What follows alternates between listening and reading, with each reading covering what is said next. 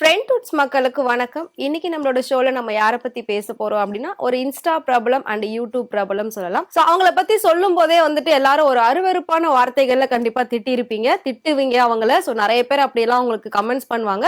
ஏன்னா அவங்க வந்துட்டு யூடியூப்லயும் இன்ஸ்டாலயும் அந்த மாதிரியான ரீல்ஸ் அண்ட் வீடியோஸ் எல்லாம் போஸ்ட் பண்ணிட்டே இருப்பாங்க. சோ அவங்க வேற யாருமே இல்ல, திவ்யா கள்ளச்சியை பத்தி தான் இன்னைக்கு நாம ஷோல பேச போறோம். வாங்க ஷோக்குள்ள போலாம். சோ கண்டிப்பா நீங்க கேட்கலாம், அவங்கள பத்தி எல்லாம் பேச என்ன இருக்கு, அவங்கள பத்தி எல்லாம் பேசுற அளவுக்கு அப்படி என்ன பெரிய விஷயம் நடந்திருக்கு அப்படின்னு கேட்கலாம்.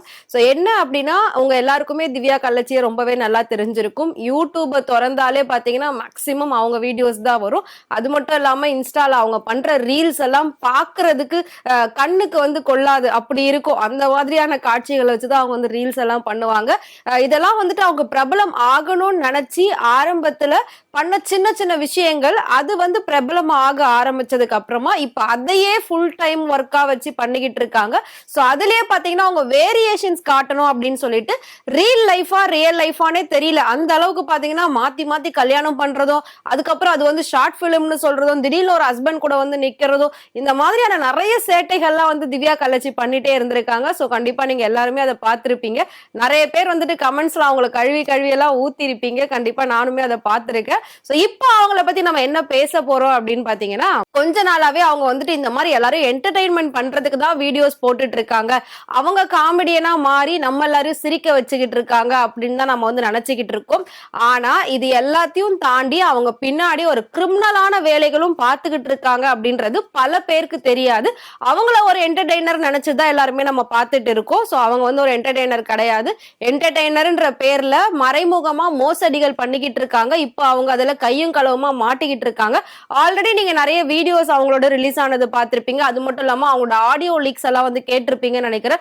பயங்கர ஆபாசமா அந்த ஆடியோ லீக்ஸ்ல அவங்க பேசியிருப்பாங்க. வீடியோஸ்மே பாத்தீங்கன்னா அப்படிதான் போடுவாங்க. அவங்களோட வேர்ட்ஸா இருக்கட்டும் எல்லாமே பாத்தீங்கன்னா அந்த பீப் சவுண்ட் வச்சு போடுவாங்க. அந்த அளவுக்கு இருக்கும் அவங்களோட வேர்ட்ஸ், அவங்களோட வீடியோஸ், அவங்க போஸ்ட் பண்ற விதம், அவங்களோட ட்ரெஸ்ஸிங் சென்ஸ் எல்லாமே பாத்தீங்கன்னா ஒருத்தர் கூட அவங்களுக்கு ஒரு நல்ல கமெண்ட் கொடுத்துருக்கவே மாட்டாங்க.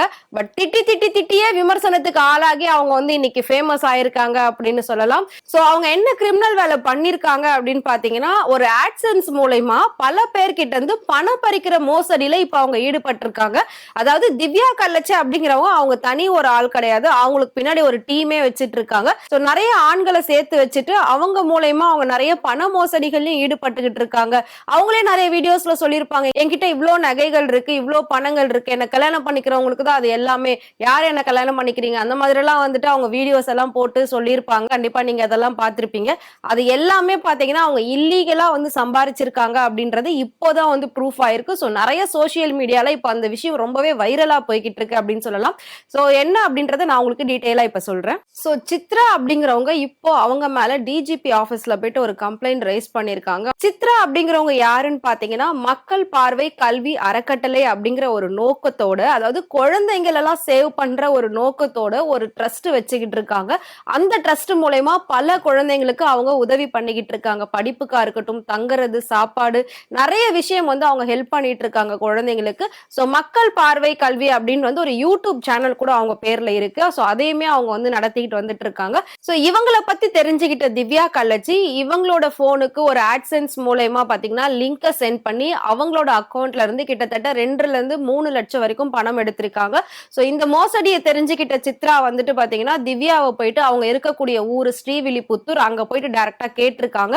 சோ அங்க போயிட்டு கேட்கும் போதுதான் இன்னும் திடுக்கிடுற மாதிரி பல தகவல்கள் அவங்களுக்கு தெரிய வந்திருக்கு. என்ன அப்படின்னா, திவ்யா கள்ளச்சி ஆல்ரெடி வந்துட்டு நிறைய ஆபாசமான விஷயங்கள்ல ஈடுபடுவாங்க அப்படின்றது நமக்கு தெரியும். சோ அதெல்லாம் பாத்தீங்கன்னா பெரிய பெரிய ஆண்கள் மட்டும் தான் இருக்காங்களா அப்படின்னா கண்டிப்பா கிடையவே கிடையாது. சித்ரான்றவங்க நேர்ல போயிட்டு பார்க்கும்போதுதான் தெரிஞ்சிருக்கு. சோ 18 வயசுக்கு கீழே உள்ள ஆண் பிள்ளைகளுமே பாத்தீங்கன்னா நிறைய பாலியல் அச்சுறுத்தலுக்கும் நிறைய பாலியல் தொல்லைகளுக்கு ஆளாக்கப்பட்டிருக்காங்கன்றது அவங்க நேர்ல போனதுக்கு அப்புறம் தெரிஞ்சிருக்காங்க.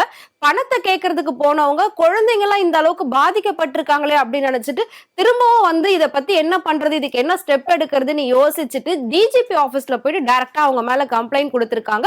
எல்லா ப்ரூஃபுமே வச்சுக்கிட்டு அவங்க கம்ப்ளைண்ட் கொடுத்திருக்காங்க. அவங்களோட போனுக்கு ஆட்சென்ஸ் மூலமா 2-3 லட்சம் வரைக்கும் அவங்களோட பணத்தை எடுத்துட்டதாகவும், அது மட்டும் இல்லாம இந்த மாதிரி 18 வயதுக்கு உட்பட்ட ஆண் பிள்ளைகள் வந்து பாலியல் துன்புறுத்தலுக்கு ஆளாகி இருக்கிறதாவும், திவ்யா கள்ளச்சி இதுக்கு பின்னாடி ஒரு பெரிய நெட்வொர்க்கே வச்சு இந்த மாதிரி எல்லாம் பண்ணிக்கிட்டு இருக்காங்க. நிறைய பேரோட லைஃபை வந்து ஸ்பாயில் பண்ணிட்டு இருக்காங்க குழந்தை குழந்தைங்களோட லைஃப் அப்படின்ற மாதிரி எல்லாம் அவங்க வந்து கம்ப்ளைண்ட் ரைஸ் பண்ணிருக்காங்க. சோ கம்ப்ளைண்ட் ரைஸ் பண்ணிட்டு எஃப்ஐஆர் ஃபைல் பண்ணி அதுக்கான சிஎஸ்ஆர் காப்பியுமே அவங்க வந்து வாங்கி வச்சிருக்காங்க. சோ இதுக்கு பாத்தீங்கன்னா அந்த திவ்யா கள்ளச்சி அவங்களோட சைட்ல இருந்தும் அவங்களும் அவங்களோட கூட்டாளிகளும் சேர்ந்து இந்த சித்ரான்ற பெண்ணுக்கு வந்து கொலை மிரட்டலும் விடுத்திருக்காங்க. இத பத்தி நீங்க வெளியில சொன்னீங்க அப்படின்னா, இத பத்தி நீங்க ஸ்டெப் எடுத்தீங்க அப்படின்னா கண்டிப்பா நாங்க உங்களை கொலை பண்ண கூட தயங்க மாட்டோம் அப்படின்னு சொல்லி சோ டைரக்டாவே கொலை மிரட்டல் விடுத்திருக்காங்க. அதையும் அந்த பெண் வந்து ரொம்பவே தைரியமா சொல்லியிருக்காங்க. அது மட்டும் இல்லாம இவங்கள பத்தின முழு உண்மையும் வெளியில வரணும். என்னோட உயிருக்கு எந்த ஆபத்து வந்தாலும் பரவாயில்ல, அது எனக்கு கவலை இல்ல. ஆனா பல குழந்தைகள் வந்து இதுல காப்பாற்றப்படணும். நிறைய பேர் இதுக்குள்ள எதுவும் தெரியாம மாட்டிக்கிட்டு இருக்காங்க. நிறைய பேர் வந்து பணத்தை இழந்துகிட்டு இருக்காங்க இவங்களால. சோ அந்த விஷயங்கள் எல்லாமே வந்து நிறுத்தணும். இவங்க மேல இமிடியேட்டா ஆக்ஷன் எடுக்கணும்.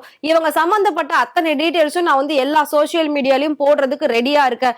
அது மட்டும் இல்லாம அவங்க கிட்ட எவ்வளவு குழந்தைகள் மாட்டிக்கிட்டு இருக்காங்க, அவங்க யார் யாரு எங்க இருக்காங்க அப்படின்ற டீடைல் கூட எனக்கு இருக்கு. ஆனா அந்த குழந்தைங்களோட டீடைலை தவிர்த்து மீதி எல்லாத்தையும் நான் வந்து சோசியல் மீடியால போடுறதுக்கு ரெடியா இருக்கேன். இதை பாக்குற நீங்க ஒவ்வொருத்தருமே வந்துட்டு இந்த வீடியோவை ஷேர் பண்ணிட்டே இருங்க. சோ அவங்களுக்கான ஒரு தண்டனை கிடைக்கணும். இந்த பெரிய நெட்வொர்க் இது அப்படியே ஸ்டாப் ஆகணும். இதனால பல குழந்தைகளோட வாழ்க்கை வந்து பாதிக்கப்படுது. பல பேரோட பணங்கள் வந்து மோசடி செய்யப்படுது. திவ்யா கள்ளச்சிங்கிறவங்க ஆபாசனமான வேலைகள் தான் பார்த்துட்டு இருக்காங்க அப்படின்னு பார்த்தா இந்த மாதிரி பண மோசடிகளே ஈடுபட்டு பல குழந்தைகளோட வாழ்க்கையும் நாசமாக்கிட்டு இருக்காங்க அப்படின்றது இப்பதான் எங்களுக்கு தெரிய வருது. கண்டிப்பா இந்த விஷயத்துக்கு கூடிய சீக்கிரம் மிக பெரிய அளவுல நடவடிக்கை எடுக்கணும் அப்படின்னு சொல்லி டிஜிபி ஆபீஸ்ல இந்த விஷயம் ரொம்ப பரபரப்பா போய்கிட்டு இருக்கு. சோ திவ்யா கள்ளச்சியை பத்தி நீங்க என்ன நினைக்கிறீங்க? மறக்காம கமெண்ட் பாக்ஸ்ல கமெண்ட் பண்ணுங்க. இதே மாதிரி நம்மளோட ரொட்டீன் லைஃப்ல டே பை டே நடக்கக்கூடிய நிறைய இன்ட்ரெஸ்டிங்கான விஷயங்கள், நிறைய அவேர்னஸ், நிறைய சுவாரஸ்யமான சினிமா செய்திகள் இது எல்லாமே நீங்க தெரிஞ்சுக்கணும் அப்படின்னா மறக்காம ஃப்ரெண்ட்வுட் சேனலை ஃபாலோ பண்ணிக்கோங்க.